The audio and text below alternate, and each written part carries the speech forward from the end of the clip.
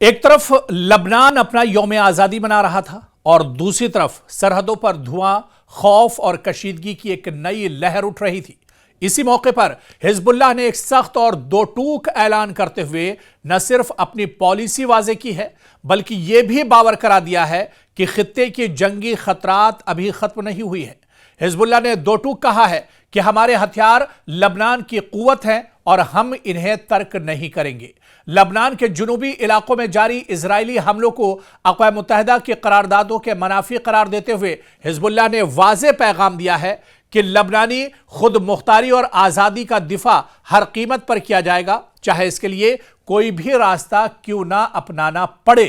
اور یہ بیان ایسے وقت میں سامنے آیا ہے جب لبنان کی حکومت، فوج، اقوام متحدہ کے امن دستے اور بین الاقوامی طاقتیں ایک پیچیدہ اور نازک صورتحال میں الجھی ہوئی ہیں، خاص طور پر اس وقت جب یونیفیل کی تعیناتی کی مدت 2027 میں ختم ہونے کے قریب ہے اور اسرائیل اب تک وہ قبضہ ختم نہیں کر سکا ہے جسے سال 2024 کی جنگ بندی کے تحت لازمی قرار دیا گیا تھا۔ اور اس وجہ سے اب ایک بار پھر سے لبنان نے دو ٹوک انداز میں امریکہ سے کہا ہے، جو بڑی طاقتیں ہیں، جو سپر پاور ہے، خاص طور سے مشرق وسطیٰ میں اسرائیل اور امریکہ کو ایک بڑا چیلنج یہاں پر لبنان نے دیا ہے۔ دراصل لبنان کے اندر یوم آزادی منایا جا رہا تھا، اس موقع پر ایک شاندار پریڈ نکالی گئی اور اس موقع پر لبنان کی قیادت نے کہا ہے کہ وہ دنیا کی سو کالڈ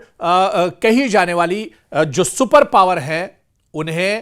اسے کوئی ڈر اور خوف نہیں ہے۔ اور جس طرح سے امریکہ نے اور اسرائیل نے یہ کہا تھا کہ لبنان کو اپنے ہتھیار چھوڑ دینے چاہیے اور مین اسٹریم میں لوٹ کر آنا چاہیے، ایسے میں دو ٹوک انداز میں اب لبنان کی طرف سے کہا گیا ہے کہ لبنان کے ہتھیار دراصل اس کی اپنی حفاظت کے لیے ہے۔ لبنان دہشت گردی کے لیے ہتھیار نہیں اٹھاتا ہے بلکہ حزب اللہ اور لبنان اپنی حفاظت کے لیے یہ ہتھیار اٹھا رہے ہیں، اور ایسے میں دو ٹوک اور کرارا جواب امریکہ اور اسرائیل کو دیا گیا ہے۔ آپ دیکھیں کہ لبنانی صدر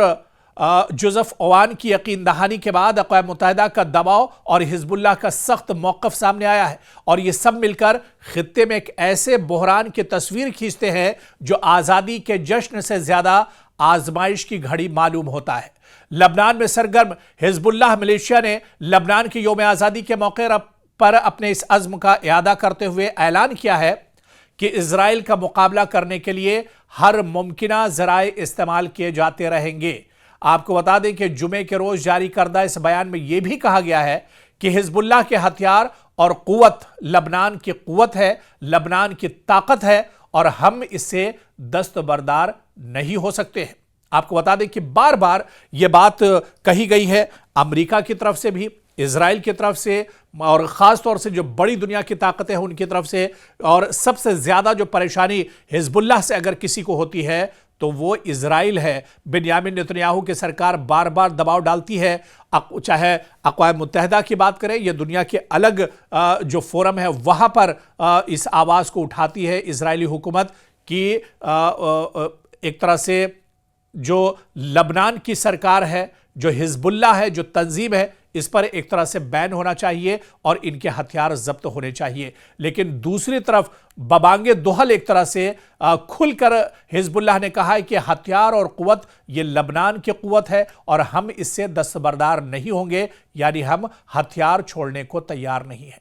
دوسری جانب اسرائیلی فوج کے جنوبی لبنان میں جاری حملوں کے بارے میں حزب اللہ نے کہا ہے کہ اقوام متحدہ کے قرارداد کے باوجود یہ حملے جاری ہے جو لبنان کی آزادی کے لیے بہت بڑا خطرہ ہے، اس لیے اپنی آزادی کا تحفظ کرنا لبنانی عوام کی ذمہ داری ہے، حزب اللہ کی ذمہ داری ہے۔ حزب اللہ کے جاری کردہ بیان میں یہ بھی کہا گیا ہے کہ لبنان کے تمام لوگوں کے درمیان اتحاد بہت اہم ہے تاکہ کسی بھی قسم کے غیر ملکی دباؤ اور حکم کو رد کیا جا سکے۔ ضرورت اس بات کی ہے کہ لبنان کی سرزمین پر لبنان کے حقوق اور لبنان کا دفاع کیا جائے، اور یہ ہمارا فطری حق ہے۔ دراصل یہ بیان حزب اللہ کی طرف سے آیا ہے، لبنان کی طرف سے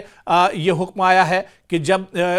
جب ہم اپنی ہی سرزمین پر ہیں تو پھر ہماری سرزمین سے ہمیں دستبردار کرنے کا حق کسی دوسرے کا نہیں ہے، اور اگر ہم ہتھیار اٹھاتے ہیں تو یہ ہتھیار یہ ہماری حفاظت کے لیے ہے، نہ کہ دوسرے کے لیے خطرے کے لیے۔ حزب اللہ نے اس موقع پر یہ بھی کہا ہے کہ اقوام متحدہ کی قرارداد نمبر 1701 پر عمل کیا جانا ضروری ہے اور اس کے لیے ہر ممکنہ کوششیں کی جانی چاہیے۔ جنگ بندی میں ضامن بننے والی مملکتوں سے بھی یہ مطالبہ کیا جاتا ہے کہ وہ اسرائیلی حملے رکوانے کے لیے اسرائیل پر دباؤ ڈالے اور اسرائیل کو مجبور کرے کہ وہ جنوبی لبنان کے اسرائیلی علاقوں سے اپنا قبضہ ختم کر دے۔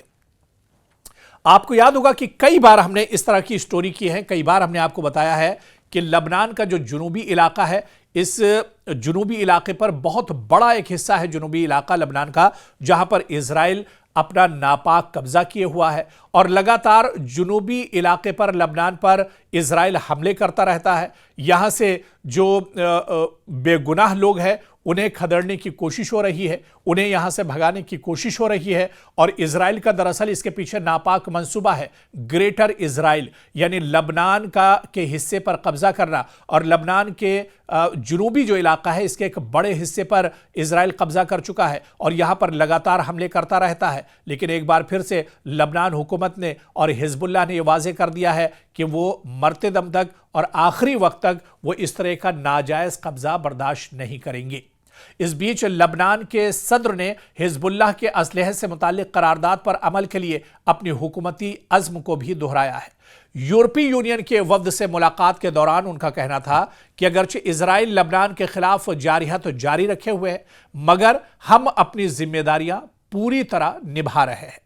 ادھر مبصرین کا خیال ہے، جو ایکسپرٹس ہیں ان کا ماننا ہے کہ سال 2027 میں یو این کے امن دستے یونیفیل کے لبنان میں تعیناتی کی مدت کے خاتمے سے پہلے حزب اللہ کا یوم آزادی پر دیا جانے والا بیان بہت اہم ہے، بہت امپورٹنٹ ہے۔ حزب اللہ سے اسلحہ واپس لینے اور اس کے بنیادی تنظیمی ڈھانچے کے خاتمے کے علاوہ اس کی سرنگوں کے خاتمے کے بعد بھی لبنانی فوج اس معاملے میں کامیاب نظر نہیں آتی۔ خصوصاً لبنانی شہریوں کے گھروں کی تلاشی کے سلسلے میں لبنانی فوج کو کافی دقتوں کا سامنا ہے۔ لبنانی فوج کو خطرہ ہے کہ تلاشی کے دوران تصادم ہو سکتا ہے۔ لبنانی فوج کو یہ بھی دقت درپیش ہے کہ اس کے اہلکاروں اور تلاشی کی کوششوں کے لیے اہلکاروں کی کمی کے علاوہ اس کے اہلکار پوری طرح ضروری اشیاء سے لیس نہیں ہیں۔ تو اب ایسے میں ایک بار پھر سے لبنان نے دو ٹوک انداز میں ایک طرح سے